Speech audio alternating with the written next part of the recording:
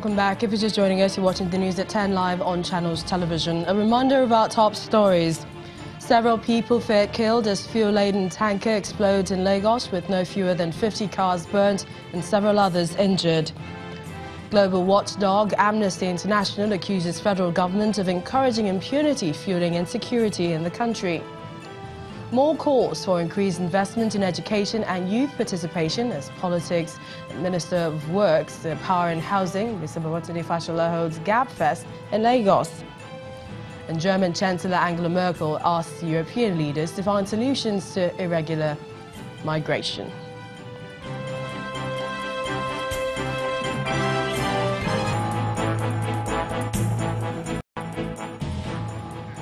ChannelsTV.com has more information for you, and on youtube.com/channelsweb you can watch our videos. You can also watch us on your mobile device via your browser or download the Channels TV app for Android, iOS and Windows devices from their respective stores.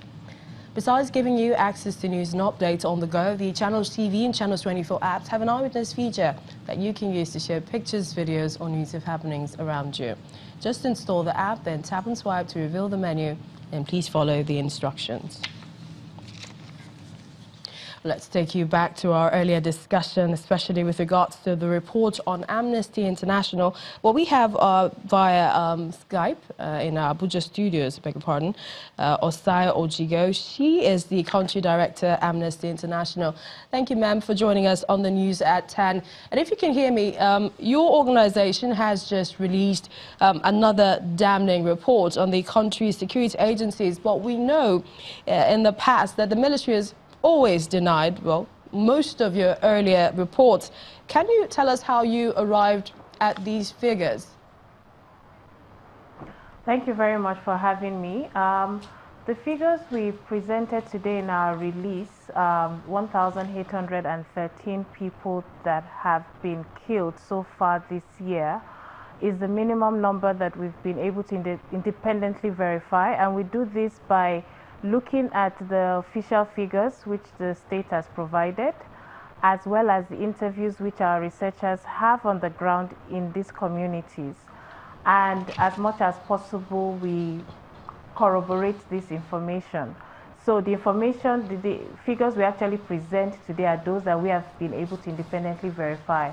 There's still very much other complaints, other information we've received, which we can't use because we've not been able to corroborate that. Okay, and this is the case where if I were to have said in the course of compiling the report, if you made any attempt to get the security agencies to react to some of your findings? Well, the official figures are often given, and we also check this based on what is readily available. And in all of our reports, we always make sure that we inform the authorities that we're investigating these issues, and where necessary, we provide even preliminary findings. They do know that we have already started looking into this issue since the beginning of the year. What message are you also trying to convey to the federal government from this report, and what do you expect them to do going forward? You would find that the numbers have been escalating since the beginning of the year. And you'll find that we're almost seeing a daily occurrence of this sort of killings across the country. So it's quite worrisome because as you would see from our release, this is just halfway through the year and we're having almost double figures for what happened last year. And it also shows that whatever it is, the government, the security forces are doing is not working. Otherwise, we should have actually seen a decrease rather than an increase. So our call to the authorities today is to review their current approach to tackling this sort of crisis in the country and to find a lasting solution to these incessant killings. One way is to ensure that people who are responsible are brought to book. We believe this is really one great factor that is leading to this constant increase, because if people are not punished, then they feel that they are above the law and they would keep fueling this sort of conflict. All right. Osaya Ojigo, we'd like to thank you so much for joining us on the news at 10. She's the country director, Amnesty International. I would also like to say that we did invite the military authorities to join us on this bulletin, but they refused. We will, however, continue to reach out to them for their side of the story. In other matters, Oyo State government has shut down Bodija market. This is to avoid an escalation of the crisis that rocked the market earlier today, where 2 people were killed during a clash between government agents and butchers. Although unconfirmed reports put the casualty figure at about 5, the Oyo State Police Commissioner, who visited the scene of the clash, confirmed that only 2 people died at the market, while the Bodija Market police station was raised. Trouble, we hear, began last Friday when the state government ordered the relocation of all abattoirs to the central abattoir at Accuses local government area following a court injunction supporting the move by the state government. This, however, did not go well with the butchers who broke the seal of the court and continued their business. Well, it, however, became ugly this morning when government's task force visited the market with security operatives to enforce the relocation order and met stiff resistance, which escalated to a gun battle between security operatives and some of the butchers. There was supposed to be an arrest of some people who are selling meat by the roadside. In the process, I think there was confrontation. We understand that at least 2 people were gunned down, and there was an attack. There was an attempt to attack this police station. We were quickly mobilized and we have salvaged it. There is a renewed call for increased investment in education as well as provision of adequate training opportunities for the youth in the country to help them excel in various fields. Well, the calls were made by participants at a Gap Fest in Lagos to mark the 55th birthday of the Minister of Works, Power and Housing, Mr. Babatunde Fashola. The keynote speaker and chairman of First Bank Nigeria, Mrs. Ibukun Awoshika, says investment in the nation's education will bring about all-round development of the nation. The lecture featured panel discussions on getting the youth involved in politics and making an impact outside government.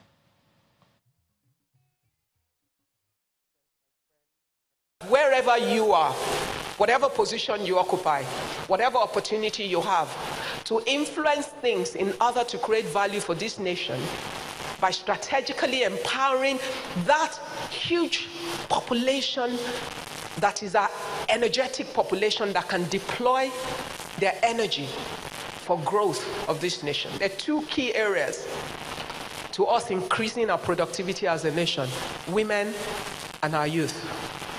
Infrastructure, construction. If it's not good first time, they will do it again until we get the quality we want. Let us resolve that we will use more made in Nigeria hands to build things made in Nigeria. Continuing investment in the education of our children. What entitles you to everything is how hungry you are for success, and those are the values and the attitudes that we have spoken about. Do you want a career in the public service? Ask yourself.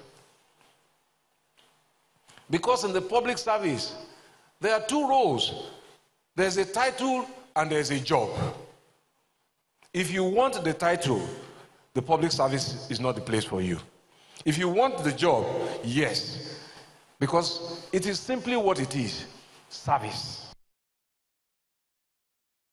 Well, you're still watching News at 10 live in Lagos. Let's now join Linda Akigwe, who has more stories from Abuja studios. Hello, Linda.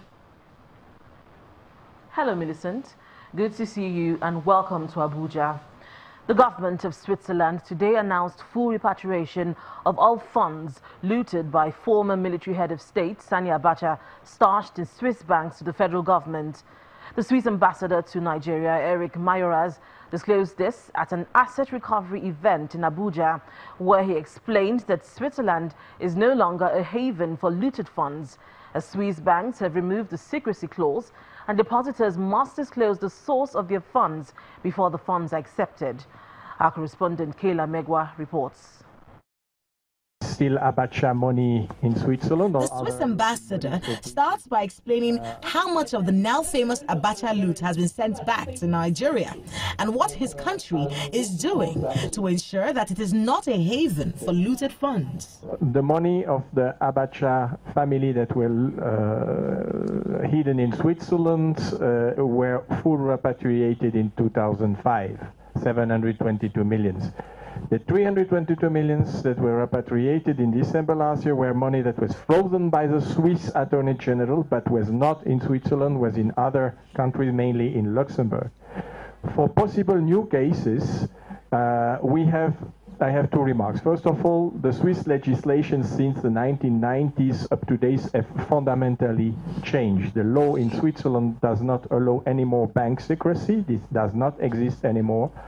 According to a research by Brookings Institution, Nigeria has now taken over as the nation with the highest number of extremely poor people. Though the Nigerian government refutes this research, the National Safety Net programs include a cash transfer program, which is aimed at providing targeted transfers to poor and vulnerable households in the country. This cash transfer cycle is expected to last for 3 years, with livelihood support to ensure graduation. After this, a verification exercise will be carried out to assess the effectiveness of the strategy. Because of some logistics issue, we are making a payment of as a cycle. January, February, then we'll come to, at the end of February, we give you 10,000 naira. And the program is designed that there are so many trainings that will be given to the beneficiaries. It's not just about cash. Special Assistant to the President on Justice Reform, Juliet Mwagu, speaks on the commitment of the federal government to transparency of the process and urged civil society organizations to be involved. Nobody is going to give anybody any cash. It's going to be through a payment system, an electronic payment, which we want CSOs to verify.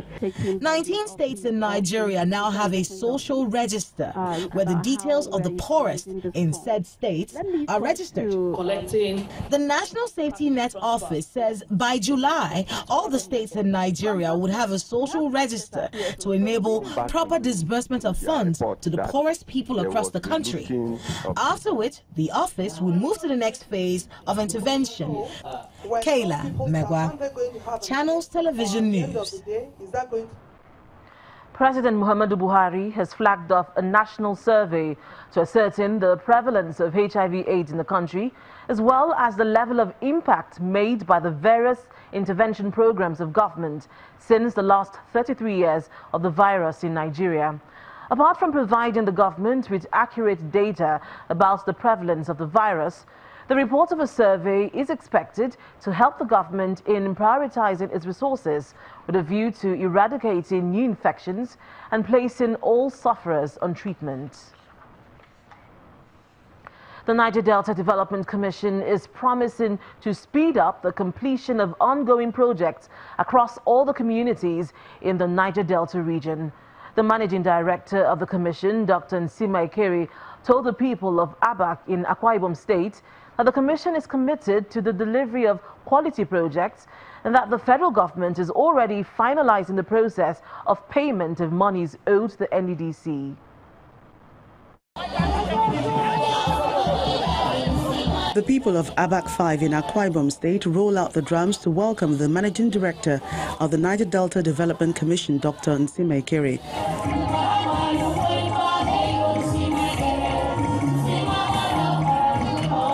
From one group to the other, they display the rich cultural heritage of their community to the admiration of their special guests and everyone present.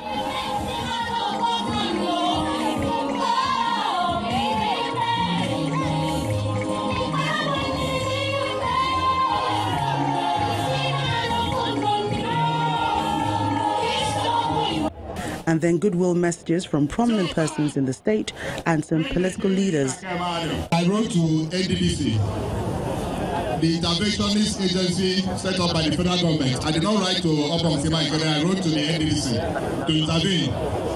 Within 2 weeks, we had trucks, bulldozers all over, and today that road is like an express road. and that investment of the federal government of Nigeria cannot make sense.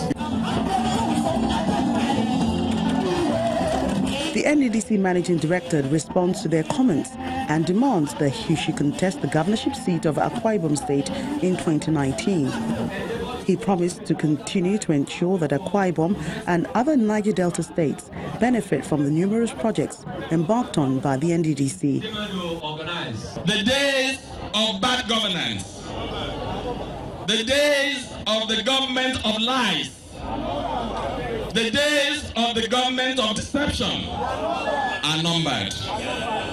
Get your PVCs ready, and when the time comes in February and March of 2019, you exercise your right, show your anger, show your rejection for bad government, and vote for APC all the way.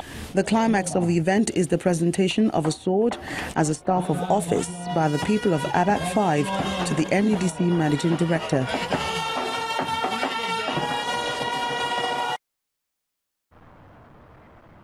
When the news at 10 returns, First Bank of Nigeria deepens commitment to agriculture with second edition of Agric Expo. That's some business news. Join us again.